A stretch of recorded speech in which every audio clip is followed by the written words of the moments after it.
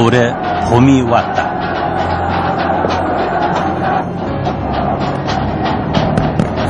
억압적인 유신 체제가 무너지자 민주화의 요구가 분출했다. 학생들은 계엄령 해제와 대통령 선거의 조기 실시를 요구했다.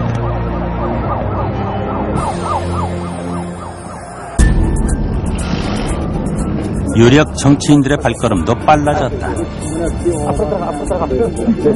오랜만에 정치가 되살아나고 있었다. 그러나 서울의 봄은 너무나 짧았다. 비상계엄 선포 지역을 1980년 5월 17일 24시를 기하여 전국 일원으로 변경한다. 군을 장악한 신군부는 모든 정치활동을 중지시키고 주요 정치인들을 연행했다.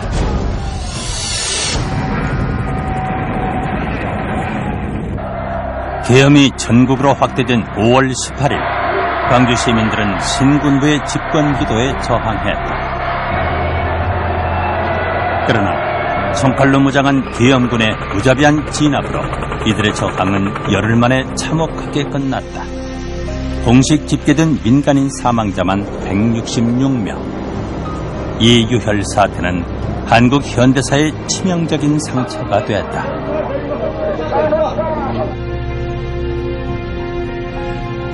전국을 장악한 신군부는 민주 세력에 대한 대대적인 탄압을 가했다.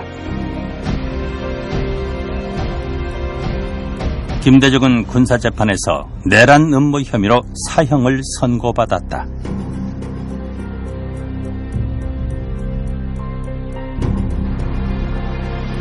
그로부터 한 달 뒤 대통령 선거가 또다시 체육관에서 실시됐다.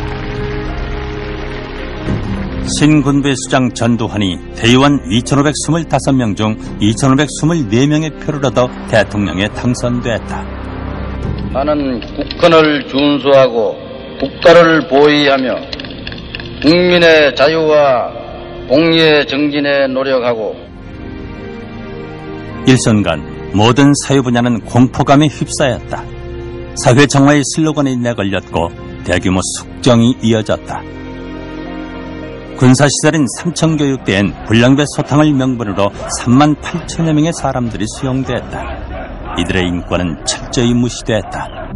박정희 대통령이 돌아가고 12.12가 나고 하는 것은 역시 그 유신체제의 그 연장이지요. 그리고 전두환 대통령이 간접선거, 동일주체 국민회의에 의해서 선거되고 하는 게 그게 전부 유신 그 체제 밑에서 정권을 그대로 연장한 거예요. 그래서 점잖은 그 최규하 대통령이 결국 물러나고 결국 군부가 정권을 잡고 나간 게 그 뭐 유신의 일종의 연장이다 이래 볼 수가 있겠죠. 집권 세력은 국내에서 결여된 정당성을 외부에서 찾았다. 전두환은 김대중을 살려주는 조건으로 새로 미국 대통령에 취임한 레이건의 첫 회담 상대가 됐다. 이 자리에선 자유주의 진영의 특별한 유대가 강조됐다. 레이건은 축배를 제의했고 전두환에 대한 미국의 지지는 확인됐다. 레이건 집권 초기 냉전 체제는 다시 강화됐다. What if free people could live secure in the knowledge that their security did not rest upon the threat of instant U.S. retaliation to deter a Soviet attack, that we could intercept and destroy strategic ballistic missiles before they reached our own soil or that of our allies? 레이건은 83년 신년사에서 스타워즈로 불리는 전략 방위 구상을 발표했다. 레이건에게 냉전은 불의에 대한 정의의 싸움이자 선과 악의 투쟁이었다. 레이건은 소련과 대대적인 군비 경쟁을 벌여나갔다. The difference is essentially in that others sought to manage the Cold War. Reagan sought to end it. And he wasn't going to end it by losing it. Reagan's view was very simple. He told me in just these words, I don't want an arms race, but I can assure you that if there is going to be one, we are not going to lose it.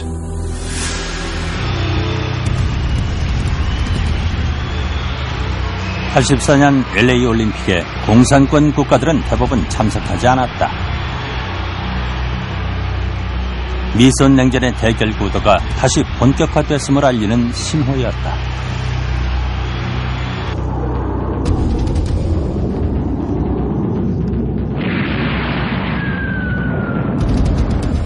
소련의 아프가니스탄 침공이 신냉전 시대로 들어가는 직접적인 계기가 됐다.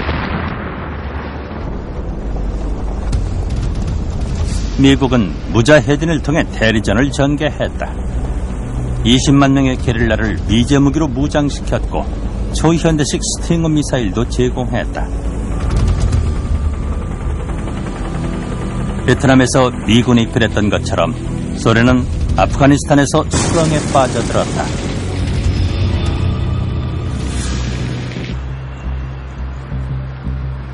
미국은 소련을 전방위로 압박했다. 군비 경쟁과 동시에 대소련 경제 봉쇄 정책을 펴나갔다. 이 시기 소련은 사회주의 경제 체제의 한계를 드러내기 시작했고 점점 위기 상황으로 치달았다. It included economic warfare for the first time in many years, including driving down the price of oil so as to reduce Soviet wealth, so to speak. It included deliberately deceiving the Soviet Union by selling the Soviet Union bad technology. 소련의 지도부는 노인 정부로 불릴 만큼 노쇠해 있었다. 제2의 스탈린으로 불리며 18년간 소련을 지배했던 브레즈네프의 죽음은 공산주의의 미래를 예고하는 것이었다.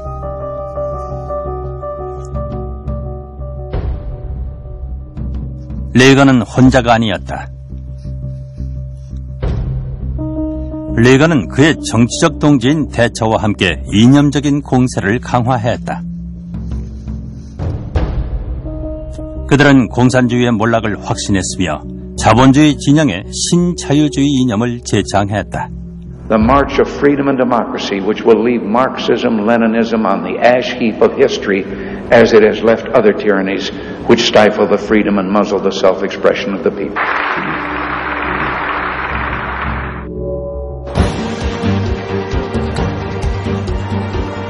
레이건과 대처로부터 시작된 신자유주의는 국가 간 무역 장벽을 획기적으로 낮추었다. 5공화국 정부는 경제정책의 전환을 시도했다. 중화공업 구조조정과 시장 논리에 따른 자율화를 추진하며 박정희 시대의 국가 주도 경제 전략에 일대 전환을 꾀했다. 70년대 말에 와서 경제 규모가 커지고 그 구조도 복잡해지니까 정부 주도의 경제개발 정책 가지고는 한계에 부딪히게 됐습니다. 다른 하나는 이 종합공업 추진하는 과정에서 경제력 집중이 좀 심화됐습니다.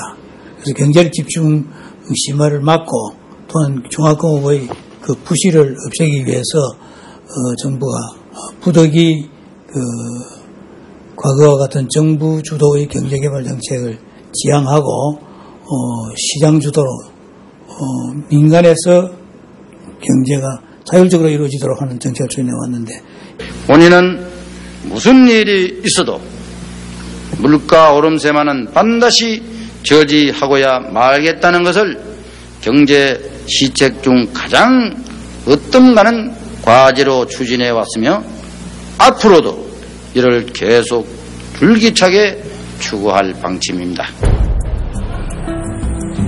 5공화국 출범 초기 물가 상승률은 무려 42.3%에 달했으나 경제정책의 최우선 과제로 물가 안정을 추진한 결과 물가 상승률은 3%로 떨어졌다. 물가가 그렇게 이제 딱 잡히면은 이제 모든 게 달라지죠. 우선 사람들이 덜 급해집니다. 그전엔 돈을 조금 수준에 들어오면 이게 뭐 내일 모레 몇 달 후에는 가치가 떨어지니까 이걸 빨리 어디 써야 된다. 뭐 부동산 투기고 말이죠. 뭐 이래가지고 어쨌든 실물이 좋다 이거지. 그런 거 그걸 완전히 바꿔놓고 이제 물가가 안정이 되면은 그때부터는 소위 시장 경제가 그대로 작동이 되거든요. 1986년 국산 자동차가 처음으로 미국에 수출되면서 한국 경제는 중요한 분수령을 맞았다. 한국 제품이 미국 시장에서 일본 제품을 본격적으로 추격하기 시작했다. 라디오 조립 생산으로 시작한 전자산업은 미국의 소형 가전시장에서 일본을 추월했고 반도체도 수출에 날개를 달았다.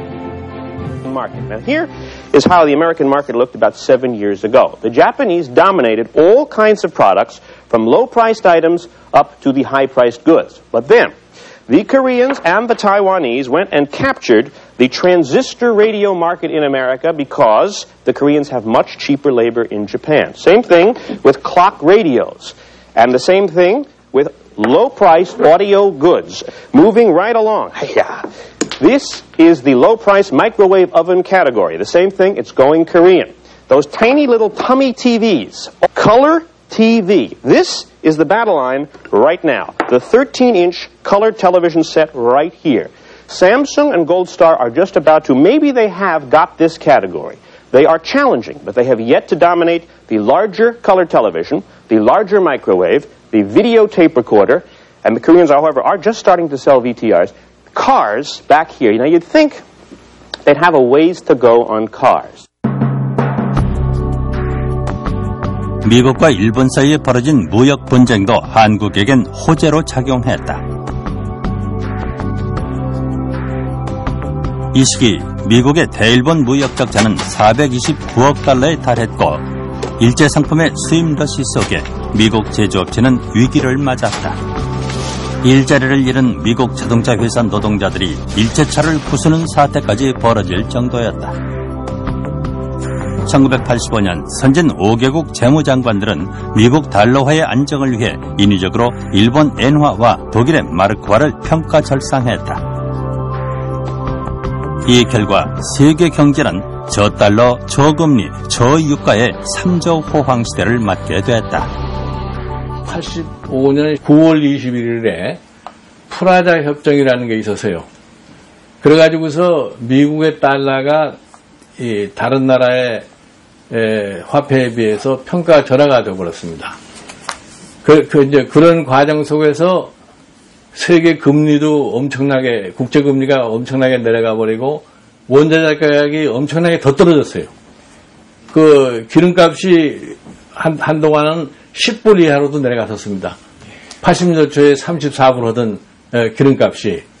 그렇기 때문에 우리가 이 프라자 협정 이후에 다른 나라 돈은 다 달러에 비해서 평가 절상을 하는데 우리는 또 까꿀로 평가 절하를 좀 했어요. 그러니까 자연적으로 가격 경쟁력이 생겨난 거죠. 그렇게 해서 외채 왕국이라고 하던 나라가 86년서부터 우리가 국제수지의 흑자를 보게 된 겁니다.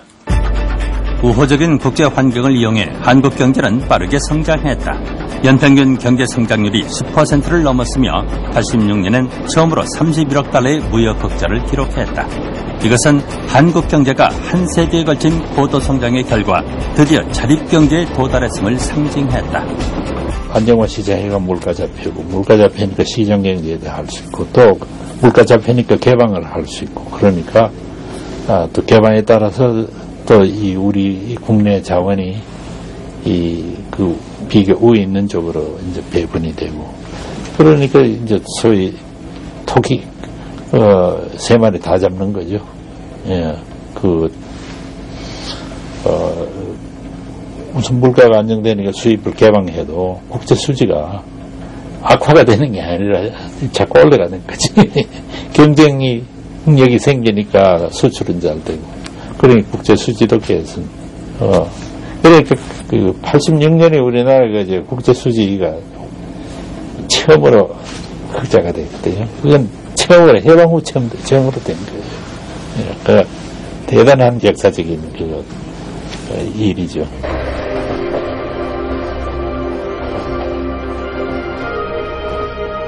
(1980년대) 들어 북한은 자력갱생 경제 방식의 한계를 드러내며 성장 동력을 상실했다.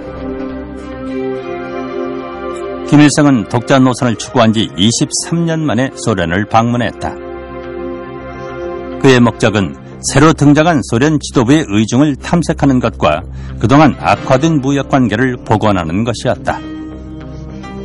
But the Soviet Union, which had been North Korea's primary patron, grew weary with the North Koreans and demanded that the North Koreans begin repaying the Soviets for accumulated debt. So starting in the mid-1980s, resources which had been flowing from the Soviet Union to North Korea began flowing in the other direction. North Korea was paying back more to the Soviets than it was getting.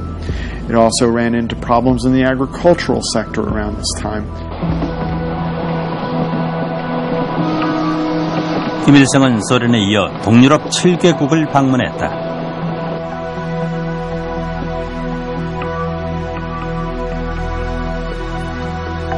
사회주의권과의 연대를 강화하고 동독 체코 등으로부터 경제 원조를 얻기 위해서였다.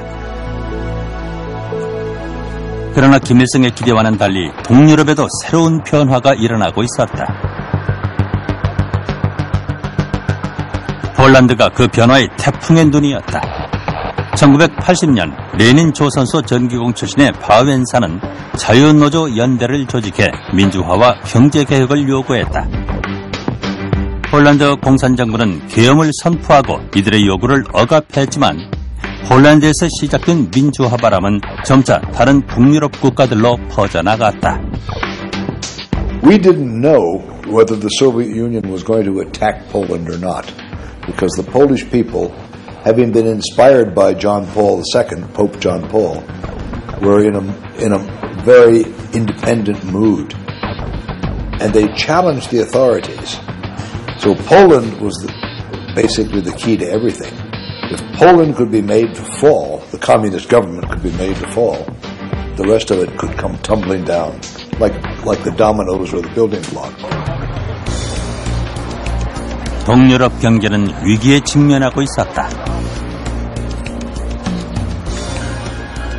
만성적인 식량 부족과 물가 폭등으로 궁핍해진 국민들은 공산 정권에 대해 공공연한 반감을 드러내기 시작했다. 사회주의식 중앙계획경제 40년에 남긴 것은 돌이킬 수 없는 생산성 침체와 빈곤의 평등뿐이었다. The central planning system was already being seen as a failure compared to the more market-based system. And the divisions in Western Europe and Eastern Europe opened up the same way that they did on the Korean Peninsula between South Korea and North Korea. And this showed, really proved how these different systems operated, much to the demonstration of the failure of the central planning system. 1980년대 김일성, 김정일의 수령 유일 체제는 극에 달했다. 그들의 조상까지도 우상화의 대상이 됐으며 김일성과 김정일의 이름을 딴 건물과 동상들이 무수히 세워졌다. 이런 우상화 정책은 극도의 경제 침체를 불러와